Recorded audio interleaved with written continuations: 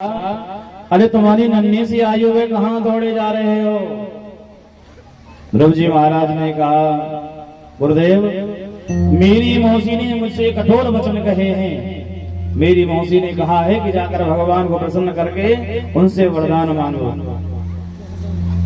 नारद जी ने कहा, बेटा अरे तुम्हारी 5 वर्ष की आयु है, नन्हा सा बच्चा क्या मान अपमान जाने, बेटा घर लौट जाओ।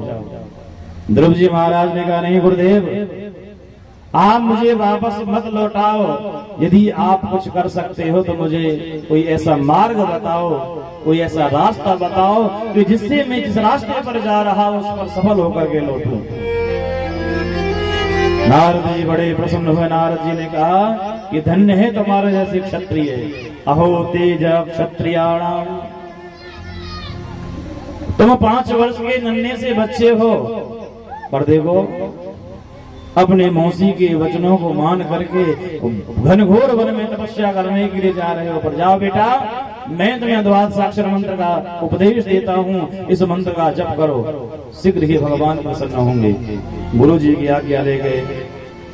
ध्रुव जी महाराज मधुवन में पहुंचे, यमुना जी में स्नान किया है और प्रथम पहले महीने में 3 दिन में एक बार कैत और बेर के फल खाते हैं और भगवान का भजन करते हैं। 1 महीने तक यही नियम रखा। दूसरे महीने में 6 दिन में एक बार सूखी घास और वृक्षों के पत्ते खाते हैं और भगवान का भजन करते हैं। तीसरे महीने में 9 दिन में एक बार केवल जल पीते हैं और भगवान का भजन करते हैं। जैसे चौथा महीना प्रारंभ हुआ, चौथे महीने में 12 दिन में एक बार केवल सांस लेते हैं, वायु पीते हैं। 12 दिन में एक बार सांस लेते हैं और भगवान का भजन करते हैं। और जैसे ही 5वां महीना प्रारंभ हुआ तो ध्रुव जी महाराज एक चरण से खड़े हो गए, अपना श्वास भी रोक लिया। और जैसे ध्रुव जी महाराज ने सांस रोका है तो सारी सृष्टि का सांस अवरुद्ध हो गया। सारी प्रकृति झटपटाने लगी, सारे देवता विचलित हो गए। सब दौड़े दौड़े भगवान नारायण के पास में गए। सबने कहा, प्रभु हमें सांस लेने में दिक्कत क्यों हो रही है, हमारा सांस अवरुद्ध क्यों हो रहा है।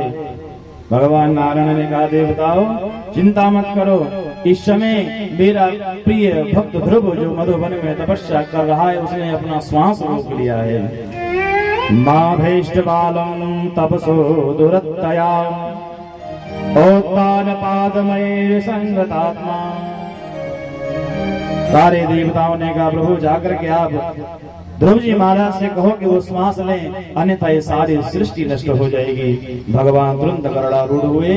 भगवान नारायण गरुड़ पर आरूढ़ होकर के मधुवन में आए। और जैसे मधुवन में आए प्रेम से ध्रुव जी को जगाया, बेटा ध्रुव नेत्र खोलो, मैं तुम्हारी तपस्या से प्रसन्न हुआ हूँ। ध्रुव जी महाराज ने आंखें तो खोल ली, पर ध्रुव जी महाराज टुकर टुकर भगवान को देख रहे हैं, कुछ बोल नहीं पाए। भगवान नारायण ने अपने शंख का स्पर्श ध्रुव जी महाराज के गाल से जैसे ही किया तो आज ध्रुव जी महाराज बोलना प्रारंभ कर देते हैं, भगवान की सुंदर स्तुति करते हैं। योऽन्तः प्रविश्य मम वाचम साम्यमां प्रसुप्तां संजीवयत्य किल शक्तिधरा स्वधाम्ना अन्याष्टहस्तचरणं श्रवणत्वगादीन् प्राणान् नमो भगवते पुरुषाय तुभ्यम्। हे प्रभु आप ऐसी कृपा करो कि मेरे हाथ पैर कान समस्त इंद्रियां आप में ही लग जाएं, आपका ही भजन करें।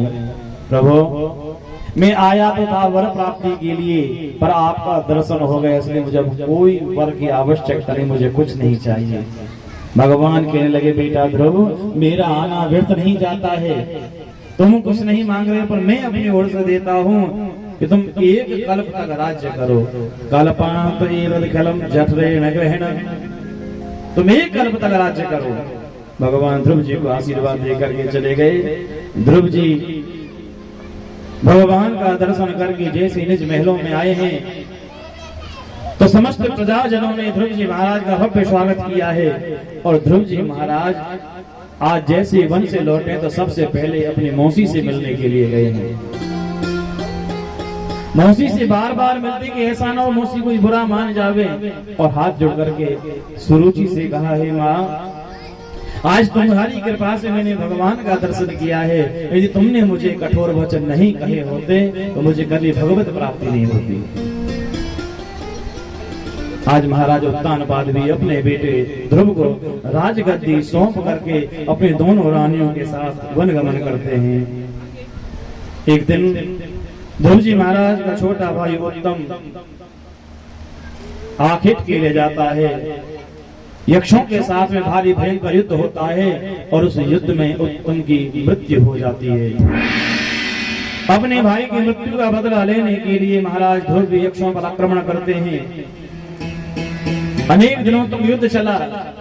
स्वामी मनु ने आकर ध्रुव को समझाया कि बेटा, ये युद्ध करना, किसी का वध करना आप जैसे संतों को शोभा नहीं देता, इस युद्ध को यही बंद कर दो। जन्म लेना मरना ये तो प्रकृति का नियम है, जिसका जन्म हुआ है उसकी मृत्यु भी निश्चित, इसलिए बेटा शोक मत करो। ध्रुव जी महाराज मनु महाराज के कहने पर पुनः महलों में आए। ध्रुव जी महाराज की दो पत्नियां हैं, भ्रमी और एला। दोनों पत्नियों से 3 बेटा हुए, कल, वत्सर और उत्कल। ध्रुव जी के वंश में महाराज अंग, इनका विवाह हुआ मृत्यु पुत्री सुनीता देवी के साथ में, और इनका पुत्र हुआ वैन, जो 1 नंबर का नास्तिक था। वैन ने आदेश कर दिया कि जो भी कोई भजन करेगा मेरे नाम का करेगा, यदि कोई हवन करेगा तो मेरे नाम का करेगा। भजन करना है तो वैनाय नमः और हवन करना तो वैनाय स्वाहा। जब उस वैन की मृत्यु हो गई तो उसके शरीर का मंथन किया गया, उससे काला कलोटा निषाद निकला। दोबारा जब उसका मंथन हुआ तो एक बालक और बालिका का जन्म हुआ। उस जो बालक हुआ उसका नाम रखा गया पृथु जी।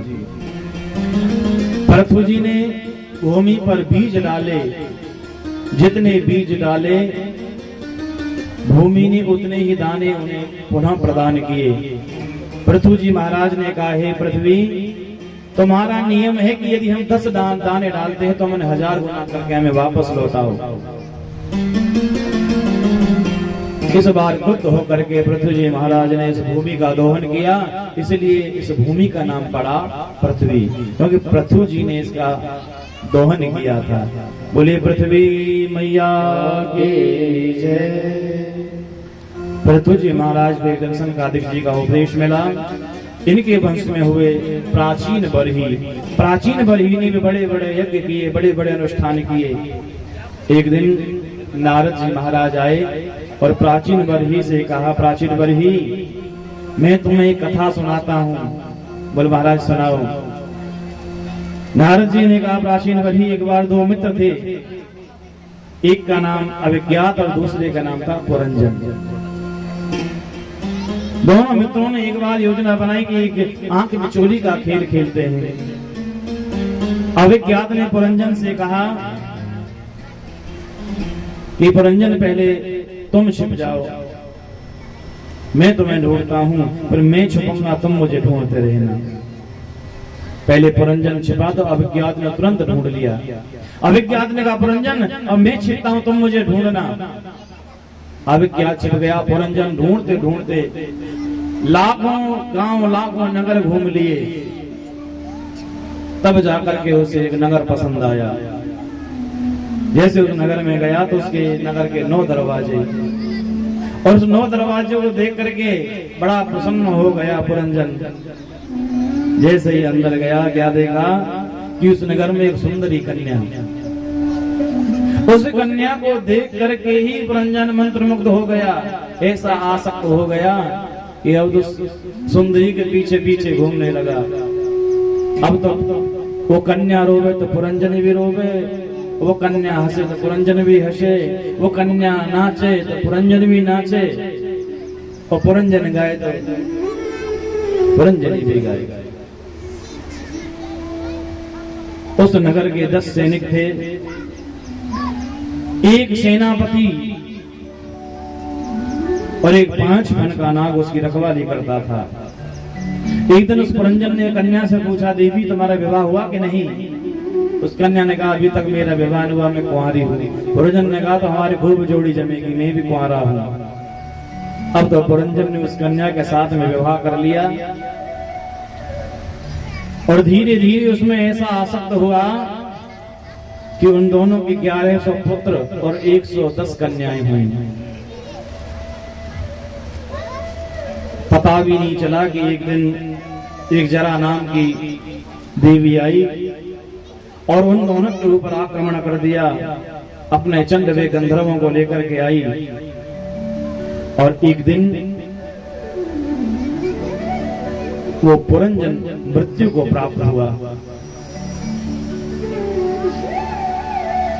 जब पुरंजन मृत्यु को प्राप्त हुआ तो पुरंजनी रोने लगी। पुरंजनी बारंबार रोती है तो पुरंजनी के रुदन को सुन करके अभिज्ञात को दया आई और अभिज्ञात ने कहा कि पुरंजन को अभी लीला दिखानी है।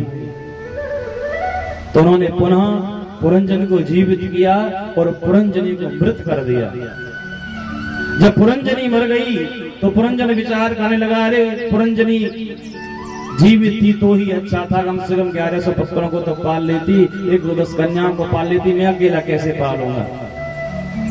अरे मैं तो इनका भोजन भी नहीं बना पाऊंगा। अब तो पुरंजन जोर से चिल्लाने लगा कि अब तो मैं भी पुरंजनी के साथ सती होना चाहता हूँ। और जैसे ही सती होने के लिए तैयार हुआ, ऐसे ही सती होने के लिए उद्यत हुआ, इतने में ही भगवान जो अभिज्ञात बने थे आ गए और उन्होंने आकर के पुरंजन से कहा, पुरंजन अरे कहाँ सती होने के लिए दौड़े जा रहे हो? अरे मुझे पहचाना कि नहीं? अब तो पुरंजन टुकुर टुकुर अभिज्ञात को देख रहा है, कहता कि आपको देखा तो है पर याद नहीं आ रहा है कि कहाँ मिले हैं। मिले तो जरूर हैं, आपको देखा तो है। अभिज्ञात ने कहा एक बार नहीं असंख्य बार देखा है और हम तुम दोनों बहुत पुराने मित्र हैं। तुमको याद नहीं है तो मैं याद दिला देता हूं कि हम दोनों ने एक खेल प्रारंभ किया था, वो भी आंख बिछोली का। नारद जी ने प्राचीन बरी से पूछा, प्राचीन बरी कथा समझ में आ रही है कि नहीं? प्राचीन बरी ने कहा कथा तो अच्छी लग रही है पर समझ में नहीं आ रही, बुद्धि के ऊपर से जा रही है। नारद जी बोले, प्राचीन बरी तो इस कथा के मर्म को समझो। अभिज्ञात पुरंजन ने पता है वो कौन है? ये ही जीवात्मा और परमात्मा। एक बार परमात्मा ने जीवात्मा से कहा कि तुम छिप जाओ, मैं तुम्हें ढूंढूंगा। दोनों आंख मिचोली का खेल खेलते हैं। जैसे ही जीवात्मा छिपा तो भगवान ने तुरंत पकड़ लिया, तुरंत ढूंढ लिया। फिर भगवान ने जो अभिज्ञात बने थे, परमात्मा ने जीवात्मा से कहा कि अब मैं छिपता हूँ, तुम मुझे ढूंढना, मैं अणु अणु कण कण में छिपता हूँ। भगवान अणु अणु में कण कण में छिप गए, परंतु ये जीवात्मा भगवान को ढूंढने के लिए तो निकला था और ढूंढने के लिए नगर नगर गांव गांव घूमा और लाखों नगर वो क्या है? वो है 84 लाख योनि। 84 लाख योनियों के चक्कर लगाने के बाद में तब उसे एक नगर पसंद आया, इसके 9 दरवाजे थे। वो कौन था? ये मानव देह, ये शरीर, इसमें 9 ही द्वार हैं। तुलसीदास जी ने भी लिखा ना, बड़े भाग मानुष तन पावा, सुर दुर्लभ शब्द ग्रंथ न गावा। बड़े भाग्य से मनुष्य शरीर मिलता है। और इसमें सुंदरी कन्या कौन है? वो है हमारी बुद्धि देवी। हम बुद्धि की बात ज्यादा मानते हैं, जैसे बुद्धि कहेगी वैसे करेंगे। अब यहाँ कथा में बैठे हैं, 10 मिनट भी जो बुद्धि कहे ना कि चलो घर चलते हैं, तो फिर प्रसाद का भी इंतजार नहीं करेंगे, तुरंत उठेंगे और चलते बनेंगे। ये 10 सैनिक कौन हैं? ये हैं हमारी 5 ज्ञानेंद्रियां और 5 कर्मेंद्रियां। एक सेनापति जो इसकी रखवाली करता है वो है मणिराम जी, हमारा मन। और 5 मन का जो नाग है वो है हमारी 5 प्राण, अपान, व्यान, उदान और शमान। इसी पंच प्राणवायु के द्वारा शरीर संचालित होता है।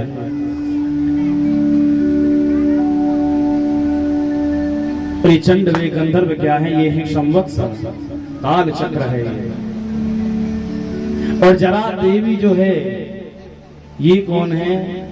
ये है हमारी वृद्धा अवस्था, बुढ़ापा। आपको जन्म की तारीख भी याद होगी कि कब जन्म हुआ, जन्मदिन भी बनाते हो। अब तो आजकल शादी की भी तारीख याद रखते हैं, एनिवर्सरी मनाते हैं। हाँ, कोई ना कोई बहाना तो चाहिए उत्सव मनाने का, एनिवर्सरी मनाते हैं। पर किसी को ये पता है कि बुढ़ापा कौन सी तारीख को लगा? पता है? किसी को नहीं पता। ये जरा देवी कब आक्रमण करती है किसी को पता भी नहीं चलता है, और जरा देवी हमें काल का ग्रास बना लेती है। कहने का तात्पर्य है कि जो जीव है परमात्मा का अंश है, ईश्वर अंश जीव अविनाशी, चेतन अमल सहज सुखरासी। ये जड़ नहीं, इसमें चेतनता है। ये मल युक्त भी नहीं है, अमल है। इसमें मल तो यहाँ पृथ्वी पर आने के बाद लगता है, जब माया के लपेटा में फंसता है तब ये मल युक्त बनता है। बाकी जन्म से पूर्व ये अमल था, चेतन अमल सहज सुखरासी। इसमें चेतनता है, जड़ता नहीं है। हम परमात्मा के अंश से हैं और परमात्मा है हमारे अंशी। उदाहरण से देखिए, जो पत्थर है वो कहां से पैदा होता है? पृथ्वी से। जो पत्थर है वो पृथ्वी का अंश है और पृथ्वी है उसकी अंशी। आप पत्थर को उठाओ और जोर से आकाश की ओर फेंको, जितनी भी आप में ताकत है, कुछ देर तो ऊपर जाएगा परंतु पुनः वापस नीचे की ओर आने लगेगा। साइंस वाले क्या कहते हैं? ये पृथ्वी की ओर इसलिए आता है गुरुत्वाकर्षण के कारण, ये ग्रेविटी के कारण। लेकिन हमारा अध्यात्म शास्त्र मानता है कि ये पत्थर पृथ्वी का अंश है, इसलिए अंशी से मिलने के लिए उसकी ओर आता है। उसी प्रकार हम भी परमात्मा के अंश हैं, परमात्मा हमारे अंशी हैं, इसलिए जीव भी परमात्मा से मिलने की लालायत होता है, परंतु माया के लपेटा में ऐसा फंसता है कि सब भूल जाता है। ब्रह्मविद ब्रह्मेव भवति। इसी के साथ चतुर्थ स्कंद को विराम। ये चतुर्थ भाग में बस भगवान श्री हरि के श्री चरणों में समर्पित। बोलिए भक्तवत्सल भगवान के